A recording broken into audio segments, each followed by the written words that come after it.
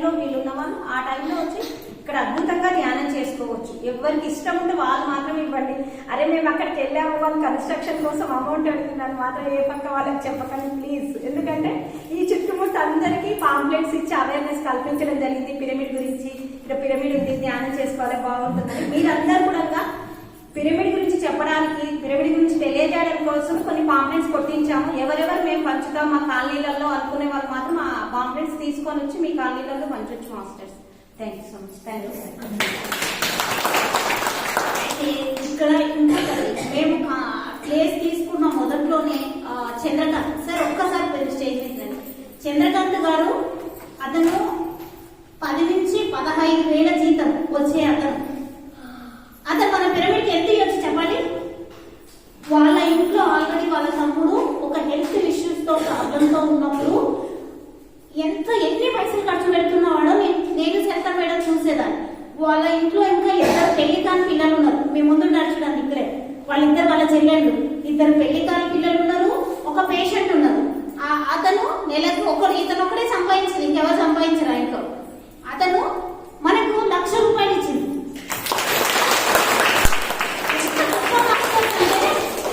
ఆయన ఇచ్చాడని మనం ఇవ్వాలని కాదు, మనం ఎంత ఇవ్వగలిగితే అంతే ఇవ్వాలి. కానీ బయటికి పోయి నెగిటివ్స్ టాక్స్ మాట్లాడద్దు. ఇప్పుడు ఈ సార్ ఇందాక మీరు కాన్సెప్ట్ విన్నారు కదా, మీరు ఏదైతే చెప్తారో మన జీవితంలో అదే జరుగుతుంది ఖచ్చితంగా. దేని గురించి అయినా కూడా అర్థం చేసుకునే దానిలో ఉంటుంది సార్. దీని గురించి ఇంకొంత ముందు నేను చెప్పాలనుకుంటుంది 2018 సెప్టెంబర్లో నన్ను నా వైఫ్ని కైలాసపురం కూర్చోమని అర్థం చేసింది. స్థితిలో ఉంది నా కూతురు, పెళ్లికి ఎదిగిన పిల్ల. ఆమెను వదిలిపెట్టి మేము ఈ అడవుల్లోకి ఎదురాము. ఇక్కడికి వచ్చేమంటారు మీరు పర్మనెంట్ గా అంటే అవన్నీ నాకు తెలియవు. ఇద్దరు వచ్చారంటే ఇంటికి పోయేసరికి మా అమ్మాయి డాడీ నేను ఇంగ్లాండ్ వెళ్తాను సైకాలజీ చేయాలని 50 లక్షలు అప్పు చేసి మరి మా అమ్మాయిని ఇంగ్లాండ్ సైకాలజీని పంపించి నేను నా అమ్మాయికి కడతాను. ఆ పిరమిడ్ని చూస్తుంటే దుఃఖం వస్తుంది. 56 లక్షలు కాస్తుంది. నేను చేస్తాను సార్ అడిగాను ప్రతిసి. నేను ఎందుకు వచ్చాను నాకు అర్థమైంది. ఎంత మొదలు పెట్టాము 19 ఏప్రిల్లో మొదలు పెట్టాము. 21 నవంబర్ కంతా పూర్తయింది. అక్కడ రావడానికి ముందు మానం నువ్వు డబ్బు సంపాదించాల్సిన అవసరం లేదు, నువ్వు డబ్బు సంపాదించి పిరమిడ్ చేయాల్సిన అవసరం అంతకంటే లేదు, నాకు నీ డబ్బు వద్దు, నువ్వు కావాలి, నీ సేవలు కావాలి కదా పనిచేసి. నువ్వు డబ్బు ఇస్తే ఒక 2 కోట్లు ఇస్తావు, 3 కోట్లు ఇస్తావు, కానీ ఇక్కడ పనిచేస్తే నువ్వు 30 కోట్లు ఇప్పిస్తావు నాకు తెలుసు. నువ్వు పనిచేస్తావు నేను వ్యాపారం చేయడం వద్దు అనుకున్నా, చేయాలనుకుని మానేసి మొదలు పెడితే 3 సంవత్సరాలు 5.5 కోట్లు వసూలయ్యాయి. మహేశ్వర మహాపిరమిడ్ ఆర్థికంగా సుందరి చేయడం. మరొక 70 లక్షలు వసూలయ్యాయి. పార్వతి కాన్సెన్సార్ చేయగలిగాం. ఇప్పుడు ద్వారకా నివాస్ డాక్యుమెంట్స్ చేస్తున్నాం. ఎలా సాధ్యమవుతుంది ఇదంతా? 1 సంకల్ప శక్తి, 2 దృఢమైన దీక్ష. సంకల్పం అయినట్లుగా దృఢమైన దీక్ష ఉండాలి. కృషి ఉంటేనే మనుషులు కృషులు అవుతారు, లేకపోతే కాదు. సరే, నేను 1 నిమిషం చెప్పి క్లాస్ ముగిస్తాను. మీరందరూ దయచేసి 10 లక్షల రూపాయలు ఏర్పాటు చేయండి. వీళ్ళకి 20 లక్షలు వద్దు, మీకు 10 లక్షలు వాళ్ళు పడతారు. గార్డెన్ ఎవడో చేస్తాడు, ఇస్తాడు. ఓపెన్ ఇంకో వాడు 10,000 5,000 ఇస్తాడు. ఓపెన్ రోజు చేస్తాడు. 10 లక్షలు ఇచ్చి ఆ పని పూర్తయినట్లు చూడండి. వాళ్ళు అడిగేది విసిగిపోయారు. ఇక 1,30 లక్షలు అడిగారు, వాళ్ళు డబ్బు వచ్చింది. ఇంకో 10 లక్షలు అడగడానికి వాళ్ళకు కూడా ఇబ్బందిగా ఉంది. అడిగిన వాళ్ళే ఎంతమందిని అడగాలి అని. కనుక మీరు దయచేసి 1 లక్ష అనౌన్స్ చేయండి. మీతో 50,000 అనౌన్స్ చేస్తాను. ఈ మీటింగ్ అయిపోయిన 10 లక్షలు వస్తాయి. ఎవరో పుణ్యం కట్టుకొని అనౌన్స్ చేసి మన బాబు ఇంతమంది ఉన్నారు, 50,000 అనౌన్స్ చేయండి, 20,000 అనౌన్స్ చేయండి. ఏమైంది? 40 మంది అనౌన్స్ చేస్తే 10 లక్షలు అవుతాయి. రండి, ముందుకు రండి. ఎవరైనా కొంతమంది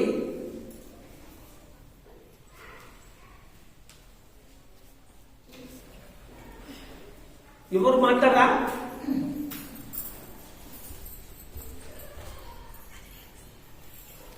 ఆ మేడం 10,000 పేరు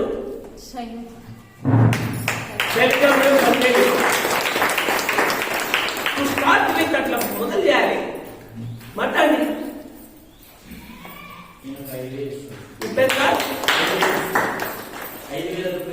పేరు శ్రీకాంత్, శ్రీనివాస్ శ్రీనివాస్ 5,000, 10,000 నాగరత్న మేడం 10,000, రాజ్కుమార్, ఇంకా మేడం ఒకసారి పేరు చెప్పండి. వేణు గారు 10,000.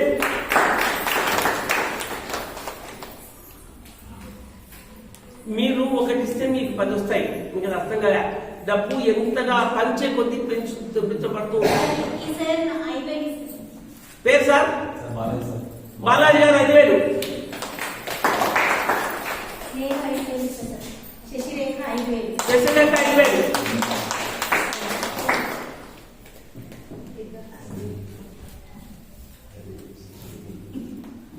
సార్ భార్య భర్తలు ఇంకా చెప్పిండు సార్. భార్య 5,000, భర్త 5,000. భార్య పేరేంటి? శశిరేఖ శశిరేఖ 5,000. Very good. ఇది స్పిరిట్ అంటే చూడాలి. చప్పటి మళ్ళీ కొట్టాలి.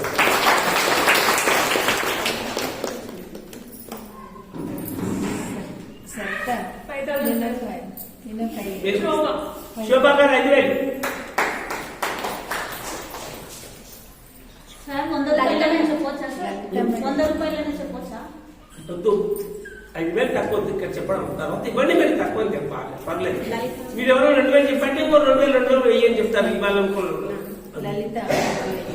2,000 తక్కువ నా ఉద్దేశం.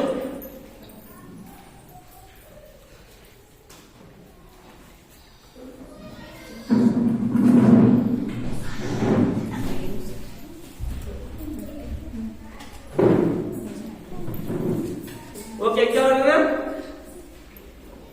రైట్. ఇంకొక 10 నిమిషాలు నేను సబ్జెక్ట్ చెప్తాను. ఎంతో ఆలోచించి ఎవరికైనా ధర్మబుద్ధి ఎక్కువగా కలిగితే వాళ్ళు చెప్తున్నారు. రైట్. 3 స్థితులు ఉన్నాయండి, ప్రతి ఒక్కరికి తెలుసు. బ్రహ్మ, విష్ణు, మహేశ్వరుడు. ఏం చెప్పాను నేను? 3 స్థితులు ఉన్నాయి. ఏం స్థితులు? వినపలే? బ్రహ్మ చెప్పండి. బ్రహ్మ, విష్ణు, మహేశ్వర. పాస్ట్ చెప్పండి. Past, present, future. నిన్న, నేడు, రేపు. బుద్ధి, జ్ఞానం, ఆత్మ. ఈ స్థితులన్నీ ఎప్పుడూ ఉంటాయి. అయితే yesterday is an experience, today is an experiment, tomorrow is an expectation. నిన్న ఒక అనుభవం, నేడు ఒక ప్రయోగం, రేపు ఒక అంచనా. నిన్నటి అనుభవంతో నేటి ప్రయోగాన్ని విజయవంతం చేసుకోవాలి, రేపటి అంచనాను అందుకోవాలి. ఇది జీవితం. వర్తమానం ఎప్పుడు గతం మీద ఆధారపడుతుంది, భవిష్యత్ ఎప్పుడు వర్తమానం మీద ఆధారపడుతుంది. వర్తమానం దేని మీద ఆధారపడుతుంది? వర్తమానం దేని మీద ఆధారపడుతుంది? మరోసారి చెప్తాను. వర్తమానం ఎప్పుడు గతం మీద ఆధారపడుతుంది, భవిష్యత్ ఎప్పుడు వర్తమానం మీద ఆధారపడుతుంది. చెప్పండి ఎవరైనా.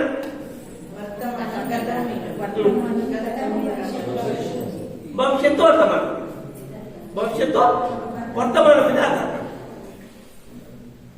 ప్రకృతిలో ఈ దుష్కర్మలు సుకర్మలు 2 రకాలు ఎప్పుడూ ఉన్నాయి. సూర్యుడు మొదలైన వచ్చి చంద్రుడు మొదలైన వచ్చి ఈ మహాప్రలయం వచ్చే వరకు ఉంటాయి. అయితే చాలా మంది ప్రారంభ సంచిత కర్మ, నా దుష్కర్మించలే, నా బ్రతికించలే, నా జన్మించలే అనుకుంటూ ఉంటారు. దయచేసి వినండి. జీవితం 50% గతం మీద, 50% వర్తమానం మీద ఆధారపడి ఉంటుంది. 100కి 100% గత కాలం మీద జీవితం ఆధారపడి ఉంటుంది. ఎవరైనా ఏమైనా చెప్పారు కూడా స్టేట్మెంట్ 0 అనుకోండి.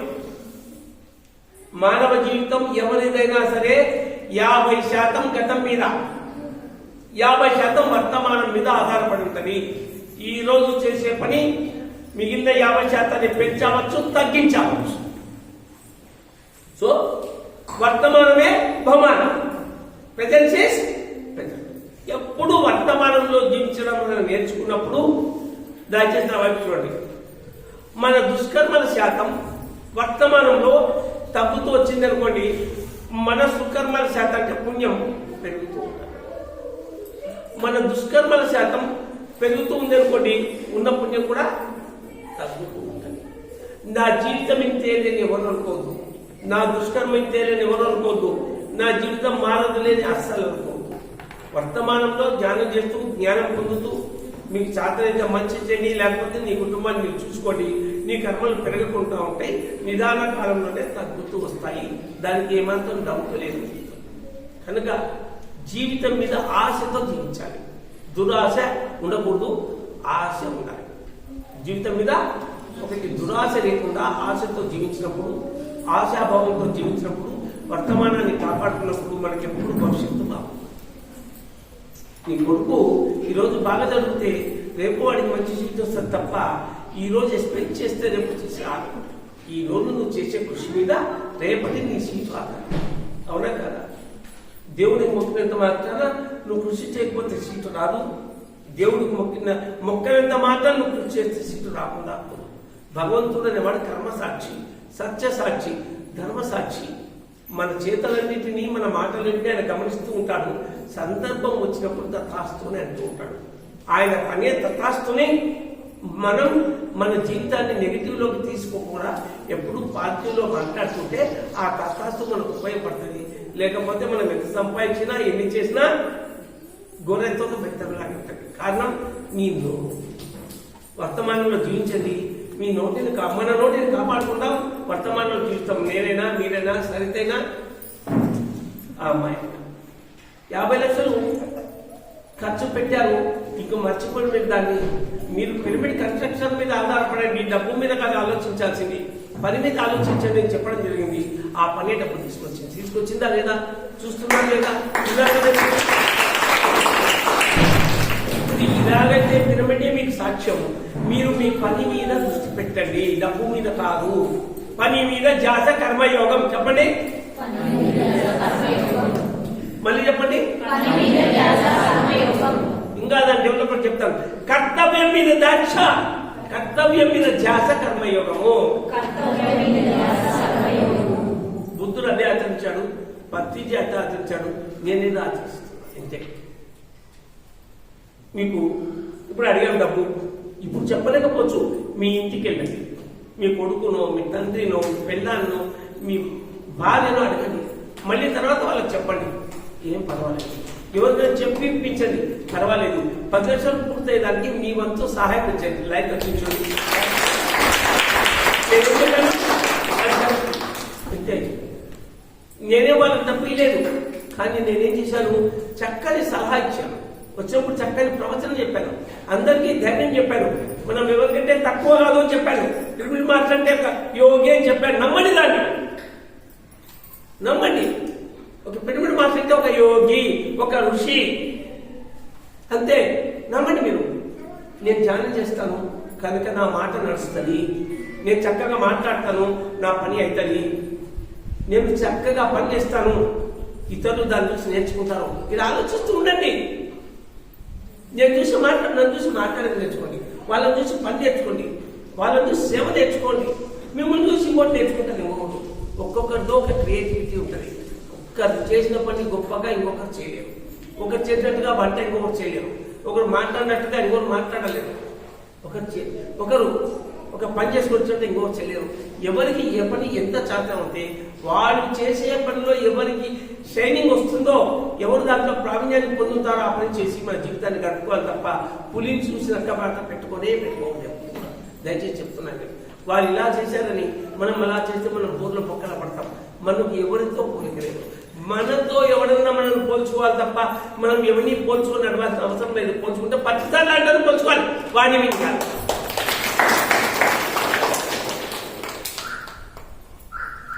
పోల్చుకుంటే ఒక డొక్కా సిద్ధమ్మను పోల్చుకోవాలి, జిల్లాలో కూడా అమ్మను పోల్చుకోవాలి. ఈ తల్లి ఎవరు? మాణికేశ్వరి మాత్రం పోల్చుకోవాలి. పోల్చుకుంటే అలాంటి మహానుభావులు పోల్చుకోవాలి. ఎల్ఐని పులైన కాదు, మెట్టలతో పోల్చుకున్నా 23 కాదు పోల్చుకోవాల్సింది. మనం పోల్చుకోవాల్సింది కృష్ణుని చూసి పోల్చుకోవాలి. ఈ భూమి మీద శ్రీకృష్ణుడు తిట్టని తిట్లు ఎవరు తినలేదు తెలుసా మీకు? శ్రీకృష్ణుడు తిన్నన్ని తిట్లు ఈ భూమి మీద ఎవరు తినలేదు. కానీ ఆనందదేవుడు మొక్క మీద ఎవ్వడు చిన్నకుండా జీవించాడు శ్రీకృష్ణుడు. తెలియదు వాళ్ళ ఆయన గురించి, చాలా ఆయన పట్టణం చేయడం అంటే తెలియదు. ఏమనుకుంటారు శ్రీకృష్ణుడు అంటే ఒక జగన్నాటక సూత్రధారి, కపటనాటక సూత్రధారి అనుకుంటారు. కాదు, మహాయోగీశ్వరుడు. ఎందుకంటే ఎత్ర యోగీశ్వర కృష్ణో ఎత్ర పార్థో ధనుర్ధర తత్రైశ్రీ విజయోనుభూతి ధ్రువానీతి మధ్య మమ. ఎచ్చట యోగీశ్వరుడైన శ్రీకృష్ణుడు ఉంటాడు, ఎచ్చట యోగీశ్వరుడైన శ్రీకృష్ణుడు లాంటి పత్రిజీ లాంటి మహాగురులు ఉంటారు, ఎచ్చట ధనుర్ధారులు సాధకులు అనేటువంటి బోధకులైనటువంటి అర్జున్ లాంటి పిరమిడ్ మాస్టర్లు ఉంటారు. అచ్చట భౌతిక ఆధ్యాత్మిక సంపద, విజయం, నీతి, ముక్తి అన్నీ ఉంటాయి. శ్రీకృష్ణుడు అంటే మనలోని మన ఆత్మ, అర్జునుడు అంటే మన మనస్సు, మన ఆత్మ మన మనస్సుకి చేసే ఉపదేశమే భగవద్గీత. Thank you. అందరం పైకి వెళ్దాం, పిరమిడ్ చూద్దాం. అందరం పైకి వెళ్దాం, ప్రతి రావాలి, ప్రతి రావాలి. ఒక చిన్న మిరాకిల్ సార్. ఇప్పుడే అంటే ధ్యానం చేస్తే ఏదైనా జరుగుతుంది అనేదానికి. ఈరోజు కరెంట్ లైన్ మ్యాన్ 3 గంటలకి ఇస్తారు కరెంట్ అన్నారు. ఆ మేడం చెప్పింది ఇందాక వచ్చి 3 గంటలకు వస్తుంది మేడం కరెంట్, అందులో రాదు అన్నారు. ఇప్పుడు ట్యాంక్ లో నీళ్ళు అయిపోయాయి, వాష్రూమ్స్ కి వేస్తే వాష్రూమ్కి వెళ్తారు కదా అని ఎలా అని ఆలోచన చేస్తున్నాను నేను. కరెంట్ వచ్చేసింది, మోటార్లు నీళ్ళు వెళ్ళాయి. అంటే మనం ఏది కావాలనుకుంటే అది వస్తుంది, కానీ మన ఆలోచన తరంగం కరెక్ట్ గా ఉంటే, మనం చేసే పద్ధతి, మనం జీవించే జీవన విధానం ఎప్పుడైతే కరెక్ట్ గా ఉంటుందో అన్ని అద్భుతాలే జరుగుతాయి మన జీవితంలో. ఆధ్వర్యంలో ఇప్పుడు 1:30 అయింది, ఒక్క ½ అవర్ మెడిటేషన్ చేద్దామంటే రెడీ, లేదంటే భోజనం చేద్దామంటే భోజనం, మీ చాయిస్. పిరమిడ్ చూసి వచ్చినాకనే భోజనం పాయింట్. ఎవరు చైర్ వాళ్ళు చైర్ అవసరం ఉంది అనుకున్న వాళ్ళు చైర్ అలాగే తీసుకెళ్ళండి, మళ్ళీ ఆ చైర్ తీసుకొచ్చి కింద పెట్టాలి. తీసుకోండి సార్, పదండి. మెడిటేషన్ పైన పిరమిడ్ లో